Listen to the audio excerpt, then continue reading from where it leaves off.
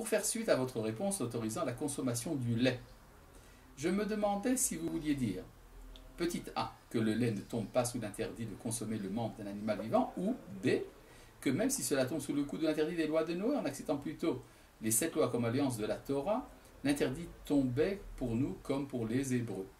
Je m'explique. Dans votre réponse sur le lait, vous dites que le lait est autorisé. Pourtant, une amie m'a fait remarquer un article, Pourquoi mangeons-nous des laitages, où il est dit, fait étonnant, ce jour au mont Sinaï fut la première fois que les Hébreux consommèrent des produits laitiers. Il existait une interdiction globale de manger une partie d'un animal vivant, Ever Min Achai, qui devait en toute logique inclure également le lait puisqu'il est le produit d'un animal vivant. Ever Min Achai est en fait l'une des 7 lois noachites que les Hébreux observaient avant le don de la Torah et qui s'applique à toute l'humanité depuis l'époque de Noé. Toutefois, en recevant la Torah, qui parle de la terre d'Israël comme étant celle où coule le lait et le miel, les produits lactés sont devenus autorisés aux Hébreux. Je me demandais donc si l'autorisation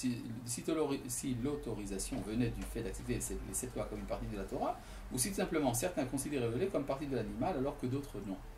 Bon, la question est tout à fait valide, c'est-à-dire que on pourrait se demander si la consommation du lait ne fait pas partie des interdits de consommer d'une extraction d'un animal vivant. La Torah nous a révélé que le lait ne faisait pas partie de cette interdiction quand elle a dit du bien de la terre d'Israël, qui est un pays où coule le lait et le miel. Cela nous explique rétroactivement qu'en fait, le lait n'a jamais fait partie de l'interdit du Ever Min Achai. D'ailleurs, on peut se baser sur le fait que Abraham, qui vivait avant le don de la Torah, a donné à ses invités, au pied de l'arbre, il leur a donné aussi bien de la viande de bœuf que du lait et du beurre. C'est indiqué en toutes lettres dans la Torah.